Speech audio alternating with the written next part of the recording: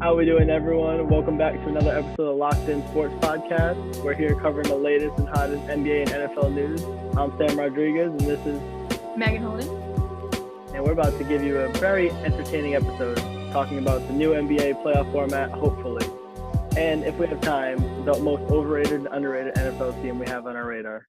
Now we're trying something new with a trivia question.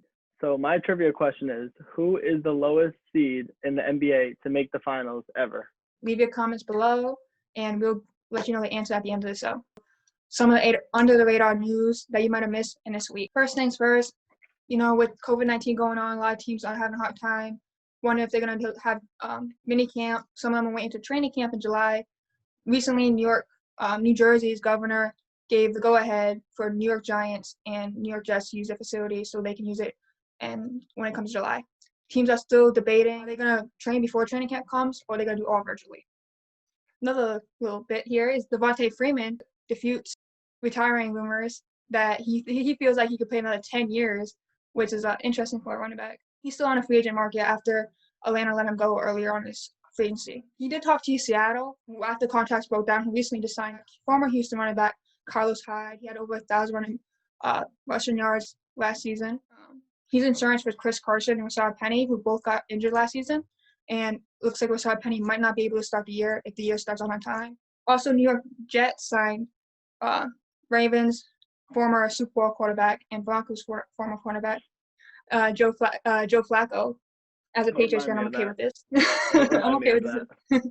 It's a one-year deal, $1.5 million. Can go up to $4.5 million, according to Adam Schefter from ESPN. It's not a bad deal. It's probably going to be backup to Sam Darnold. Not a bad backup to have. Going to NBA now. Portland Blazers guard Damian Lillard says he will not play in this new format if the Blazers don't get a shot in the playoffs. We'll talk more on that later. Utah Jazz small forward Joe Ingles stated a couple months ago he might not ever play again in the NBA due to COVID-19. He was actually thinking about moving his team to Australia, of all places, to be safe. I understand he's from there, but I feel like Australia everything can kill you there. But now he's saying he's changed his tune. He's saying that he is willing to play. He's going to play with his teammates, and that he has faith in the NBA and Utah Jazz to keep everyone safe. New York Times Mark Stein, according to him, there was rumors that NBA draft might be pushed back into September, and that the free agency might start in the beginning of October. Those can, depending on how the season goes, those can even be further pushed back. And they might not play again until July, August, when they come back to the playoffs. If they go, it will most likely be into Walt Disney World in Orlando. And lastly, Wizards guard John Wall, he says 110% healthy, but he probably won't come back this season due to the Wizards probably not making the playoffs. Probably, all right. No, they're definitely not making the playoffs. Well, talking about playoffs, it's been reported that most likely that they'll go with the 16 team playoff format, kind of similar to what the World Cup does. Now, you're familiar with the World Cup. How do they do their playoff format, if you want to explain it a little bit? So the World Cup, they do the divisions A, B, C, and such forth, and they have 4 teams in each division. They play each other twice, and then the 2 winners move on, 2 losers don't. I don't see the NBA doing the World Cup format because that takes a good amount of time, and they really don't have time to do that right now because of everything going on. They have to push forward if they want to get NBA seasons for next year to happen in time. Yeah, like we've been saying, it's a lot of it's up in the air. It's something that's been talked about. It's hard for them to do a 7-game. I don't really see them going back to the 7-game series. No. It's definitely going to be cut. I don't know how many games. I don't see how 2 games will work because obviously if it's 1-1. I can see best of 5. Even that's a little too much, I feel like. But how it's going to work is going to be no regular season. It's going to go straight to the playoffs. It's going to be 16 teams, and they're actually having the owners vote for how the seeding will work. That's still being debated. And also, it's also being debated because of what Lillard was saying, that if number 7 and to 12 seed teams, if they can have a tournament for that last 2 playoff spots, maybe. And cause I feel like that's not a bad idea though. Let them get one last chance. The teams that were just right there. I mean, I wouldn't say a playoff format that take too much time. Maybe just one more week of regular season, 2-3 games, because teams that like the Blazers are like 1 game behind the 8th seed or like 2 games behind. Anything could happen within 3 games. So I say just play on one more week, allow them to get the chance. If they don't make it, they don't make it. They should have done something better the 50 other games before, but just one more week. I don't see a playoff format because that would take too long. Yeah, but you gotta think. What about the other teams? Like, what about the teams that had no shot making it? Do we just tell them? I think just tell them to stay home, right?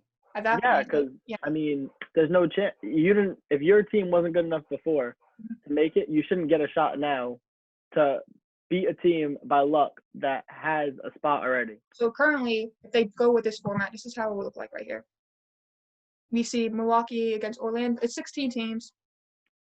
It's like a bracket format, and it's 8 from each conference. Now, obviously, Portland's not here right now, but do you think that teams like that should be able to get a shot to fight for these spots, or should we just go straight into this? Like I said, no matter what, even if they're not fighting for a spot, each team should have at least a week, 2 weeks to get back into the groove of playing. Because they've been sitting down for 3 months, locked in their house. Injuries could occur more easily. People are out of shape. It's not going to be as entertaining to watch because people are going to be out of breath, not going to be as competitive. Rather, if you gave them a week, 2 weeks, they could get back in the flow of everything and become better in that nature. Sure. And in the words of Allen Iverson, we're talking about practice, which is not the same as games. I mean, I don't even know how the practice is going to work out. There's some facilities that are not even open. 22 teams, facilities are open, but 8 are still waiting. Now it might be different come July, but currently the playoff teams that are still waiting for the team's facilities to open is Boston Celtics and the Dallas Mavericks. Their facilities have not opened yet, so that also gives them a disadvantage when things get started because they're gonna have less practice time to get into the groove. Overall, I don't like the playoff format they have. I don't like how they're mixing up the conferences because right now, love my Lakers.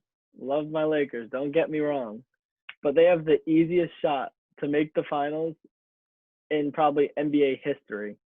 I mean, look at this. They're playing Brooklyn first without Kyrie, without KD. Then they have either Utah, the Jazz, or the Rockets, who have their PJ Center 6'7" as their biggest man. How is he going to stop LeBron? Never mind Dwight Howard and JaVale McGee. Then Denver, okay, I get it. I'm not worried about Denver. Pacers, forget about it.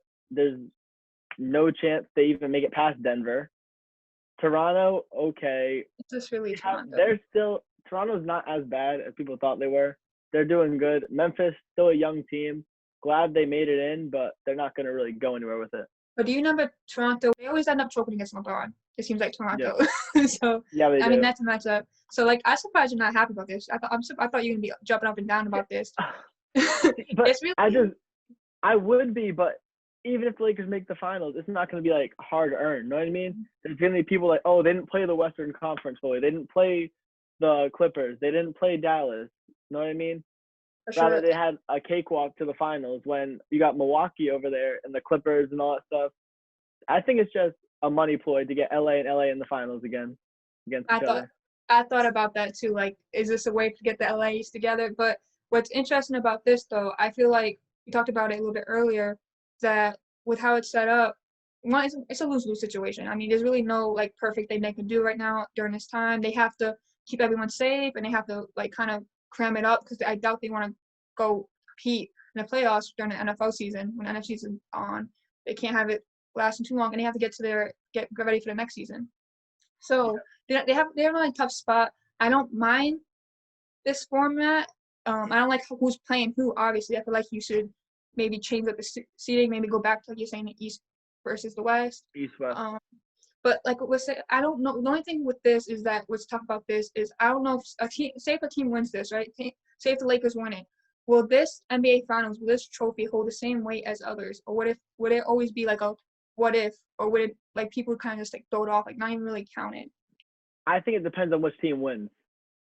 Okay. If the Lakers win it, they're gonna say, oh, they didn't play the Clippers to get there. They didn't play so and so to get there. Rather, if a team like Houston wins it, they're gonna be, all right, yeah, they earned it. But because the Lakers are looked at so highly right now, they're gonna be like, oh, they didn't really play competition. If the Clippers were there, they wouldn't have made it. Yeah, but it's not even about like who they're playing too, because you have to, like we said, it's not gonna be 7 games, so they're not really gonna be able to Yeah. study them. I doubt like not gonna have much time to practice. People like teams who had great chemistry before are probably gonna come back and gonna be rusty, and so I feel there's gonna be a lot of excuses for whoever wins this. Is gonna be like, oh, what if this happened? What if this happened? I'm not sure if this NBA finals, whoever wins it is gonna have the same weight as others. I think there's always gonna be a stigma or something attached to it, which it makes me think, like, is it even worth it? Obviously, I'm a sports fan. I would love to watch the finals. I would love for it to come back. But, I mean, should we just go on to the regular next season? I mean, is it worth My it? final take on that, it's gonna happen no matter what. At least when you're gonna do it, give them a week or two to get ready. Don't just jump in straight to the playoffs, because you got teams like the Blazers, like you said, they're right there, a game behind, game and a half behind. At least give them a shot to get in there. For sure. I feel like Damian Lillard's like what he's suggesting is not a bad idea. Have like a little small tournament for those teams that they compete. For those who are from like 8 to 12, have them compete, and whoever gets the last two gets the last two.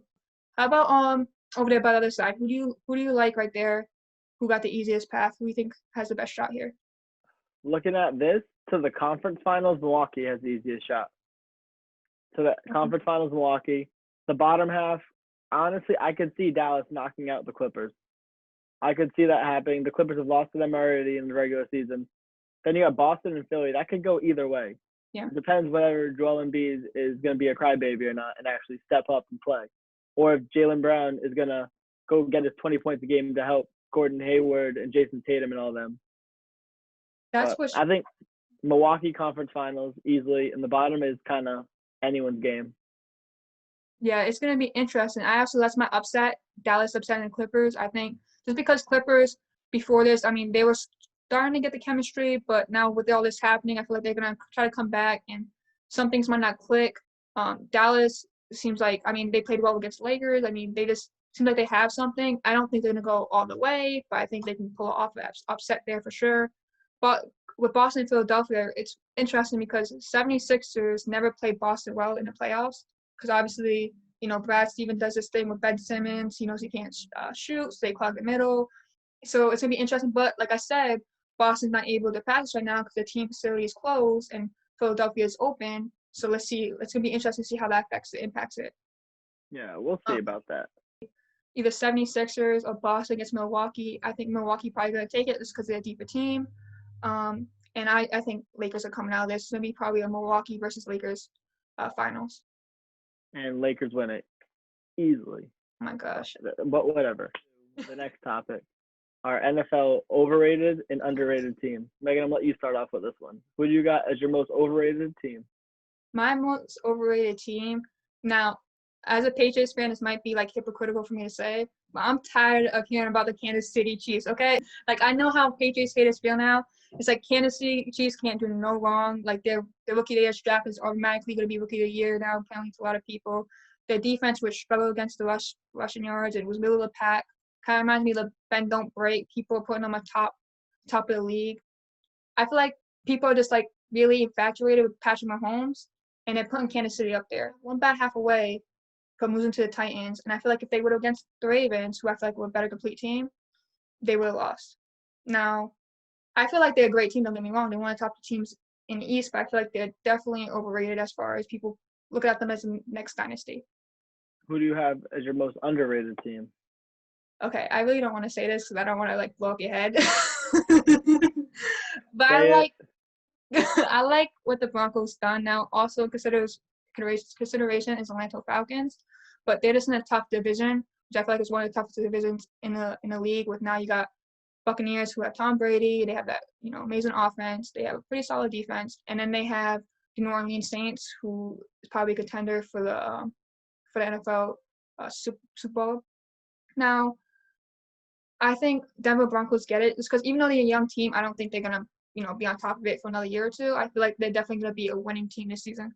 In the draft, they got great offensive weapons to help that guy. I mean, Sutton, I felt like was a young star wide receiver last season. I like Drew Lock. I like his potential. And they got him more offensive weapons on the side. Defensively, I think they're pretty solid. They got A.J. Bowie. I would like them to get another cornerback. I didn't love the cornerback they had in the draft, but I feel like they're very solid all-around team that's young who can develop. Makes me so happy to hear that. Oh my gosh, you're gonna hold this against Beyond me. I know happy. it. All Like I right. said, I think they can compete, but I don't think they can. They're going to like the AFC Championship Finals. I'm sorry. Give them another year All or right. two. Whatever. Leave my Broncos alone. They're phenomenal. They can do no wrong. No. I'll go ahead. And my most overrated team, the Dallas Cowboys, as it should be, every year they're overhyped. Yeah. Last year, they have Ezekiel Elliott, Amari Cooper, Dak Prescott still. They still had their amazing offensive line. Their defense, and it's iffy. It's always iffy. And everyone's like, oh, they got this. They're good this year. They're good this year. 8-8. Yeah, pretty much. 8-8. They're the most consistent 8-8 team, as I've stated before, and I will say this until I die. 8-8 Dallas Cowboys. And then they think, oh, we added CeeDee Lamb. This is going to get us to the Super Bowl. It's not going to get you anywhere. Dak Prescott can't do it. You saw it last year. He can't do it. Zeke is a great running back, but he can't carry a team. You need a solid quarterback. Dak Prescott's not even top 5 right now, first off. To be fair, Eagles done it with Foles as quarterback. So I think Dak's enough to get you to the Super Bowl, but I don't think they have a complete team. I mean, they lost key pieces like Brian Jones left in free agency, and didn't really fill it. I mean, they got Diggs in the draft, which I'm not in love with Diggs. Defensively, they had question marks. Offensively, though, they had star power there. I mean, they were one of the top teams offensively. Yeah, but they have the star power, but they don't know how to use it. You can have all the talent in the world and still suck. They fired the coach. Yeah, but really, so you're bringing back the former Packers coach, McCarthy. This man is arguably a worse coach than Jason Garrett. I wouldn't go that far. He won at least one Super Bowl. Yeah, he won. Whatever. Doesn't matter. I don't trust them.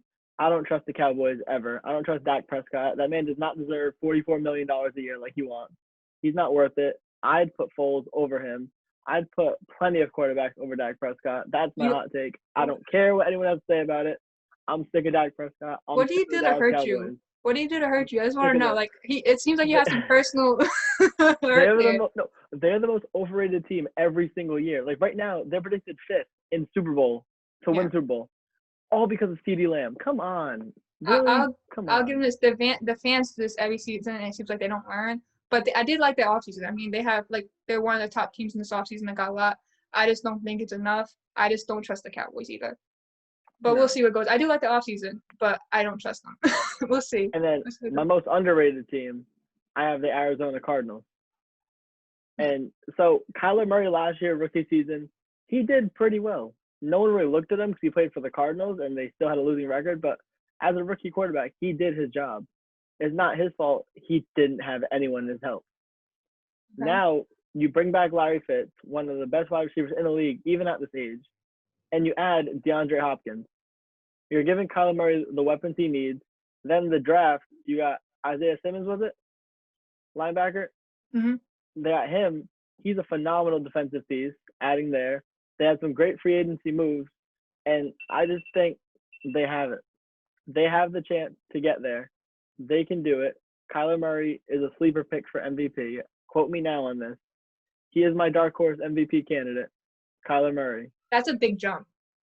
That's my big jump. That's jump. Dark horse. I mean, is it really dark? They surround him with DeAndre Hopkins.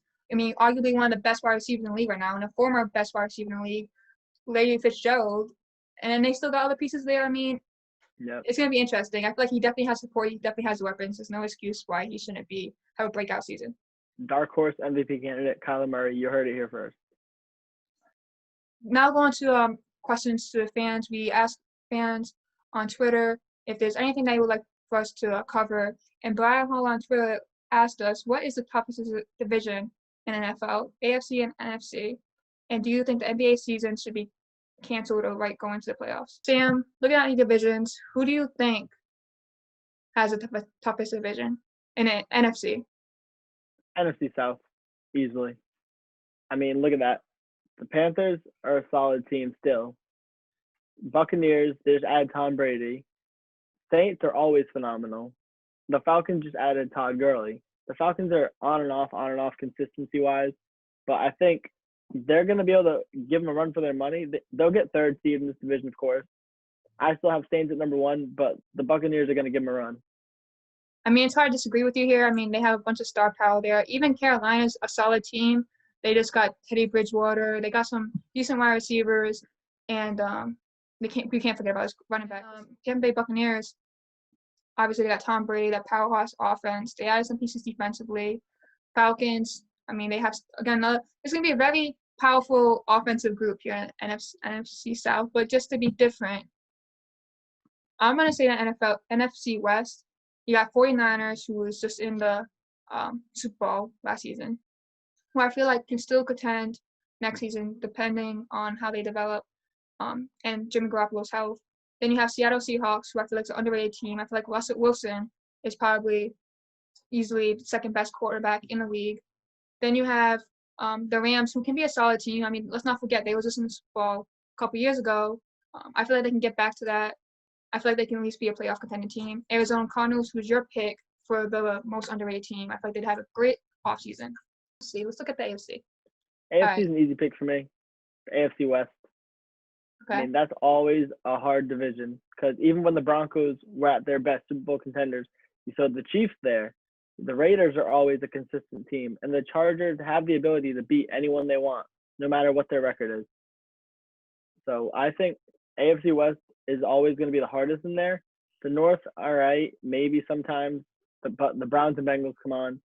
The AFC West just has everyone in that division is consistent. They're all good teams, and I just have them because my Broncos never get a chance in that division because the Chiefs. But whatever.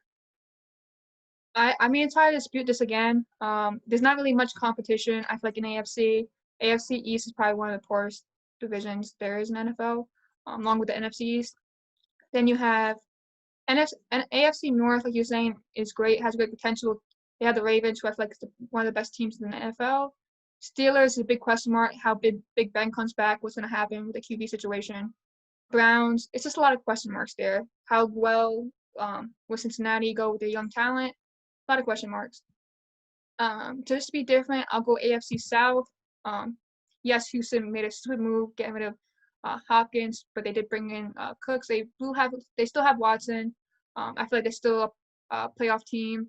Tennessee Titans, I mean, we saw what they did last season. They are very well-rounded. They have a great coach. Colts, I feel like it's going to surprise some people. Got Phillip Rivers now. They have, I feel like, a well-rounded team. Offensively, they got some more weapons. It'd be interesting to see where they go. And Jaguars is always a question mark. They were just a playoff team a couple years ago. It seems like they can never really get it together. But 6-10 last season, not too bad. I feel like they can at least pull some upsets. Any comments? Do you think the NBA season should be continued or not? Yeah, I feel like you have to let them finish it. I mean, you shouldn't start something not finish it. Even though I feel like it's not going to hold as much weight, I'm not sure if it's going to be completely worth it. I feel like you at least have to let them finish something. Let them have something, even though it's not going to have the same caliber. Let them finish it. I agree. Let them play. Just give them the time they need to get back into it. So no injuries occur, no major injuries, no one gets sick. Allow them a week or two to get back into it, and then continue the playoffs. Now, to remind those watchers of the trivia question earlier, Sam. So the team that was the lowest seed to make the NBA Finals and win was the 1994-1995 Houston Rockets with the 6th seed. No one's ever won past the 6th seed. Oh, wow. I'm surprised. Well, thank you guys for tuning in. Catch us next week on Locked In, and stay safe. Goodbye. See you guys.